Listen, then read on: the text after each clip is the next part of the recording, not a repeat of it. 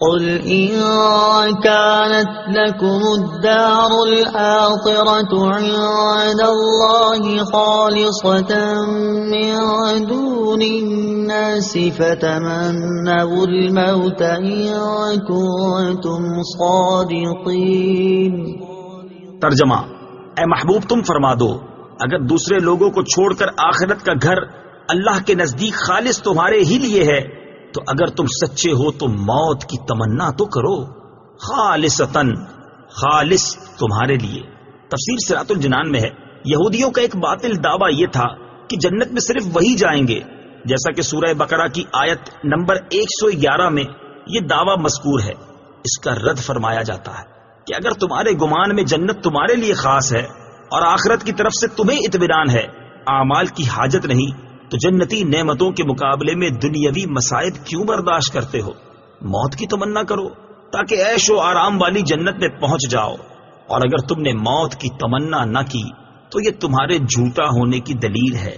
حضرت عبداللہ ابن عباس رضی اللہ تعالی عنہما سے روایت ہے، حضور اقدس صلی اللہ تعالی علیہ وسلم نے ارشاد فرمایا، اگر یہودی موت کی تمنا کرتے تو سب ہلاک ہو جاتے اور روئے زمین پر کوئی یہودی باقی نہ رہتا۔ فتمنوا الموت، تو موت کی تمنا کرو۔ تفسیر صراط الجنان میں ہے، موت کی محبت اور اللہ تعالی کی ملاقات کا شوق مقبول بندوں کا طریقہ ہے۔ حضرت عمر فاروق رضی اللہ تعالی عنہ ہر نماز کے بعد دعا فرماتے۔ بخاری شریف کی حدیث ہے، اللہم ارزقنی شہادتا فی سبیلک واجعل موتی فی بلد رسولک صلی اللہ تعالی علیہ وآلہ وسلم۔ یا رب مجھے اپنی راہ میں شہادت اور اپنے رسول کے شہر میں مجھے وفات نصیب فرما۔ عمومی طور پر تمام اکابر صحابہ اور بالخصوص شہدائے بدر و احد و اصحاب بیعت رضوان رضی اللہ تعالی عنہم راہ خدا میں موت سے محبت رکھتے تھے۔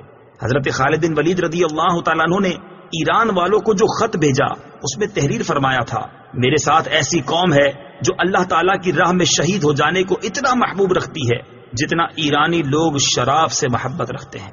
ایک دوسری روایت میں ہے کہ اس طرح کا خط حضرت سعد بن ابی وقاص نے ایرانی لشکر کے سپہ سالار رستم بن فرخ زاد کے پاس بھیجا تھا، اور اس میں تحریر فرمایا تھا، میرے ساتھ ایسی قوم ہے جو موت کو اتنا محبوب رکھتی ہے جتنا عجمی شراب کو مرغوب رکھتے ہیں۔ اس میں لطیف اشارہ تھا کہ شراب کی ناقص مستی کو محبت دنیا کے دیوانے پسند کرتے ہیں، اور اللہ والے موت کو محبوب حقیقی کے وصال کا ذریعہ سمجھ کر محبوب جانتے ہیں۔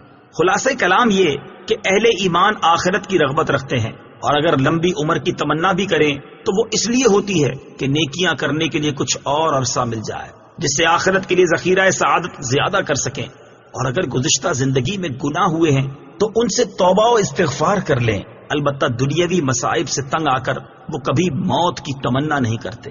حضرت انس بن مالک رضی اللہ تعالی عنہ سے روایت ہے، رسول اللہ صلی اللہ تعالی علیہ وسلم نے ارشاد فرمایا، بخاری شریف کی حدیث ہے، کوئی دنیاوی مصیبت سے پریشان ہو کر موت کی تمنا نہ کرے، اور اگر موت کی تمنا کرنے کے سوا کوئی چارہ نہ ہو تو یہ دعا کرے کہ اے اللہ عز و جل، جب تک زندہ رہنا میرے لیے بہتر ہے اس وقت تک مجھے زندہ رکھ، اور جب میرے لیے وفات بہتر ہو اس وقت مجھے وفات دے دے۔ اور در حقیقت دنیاوی پریشانیوں سے تنگ آ کر موت کی دعا کرنا صبر و رضا و تسلیم و توکل کے خلاف ہے اور ناجائز ہے۔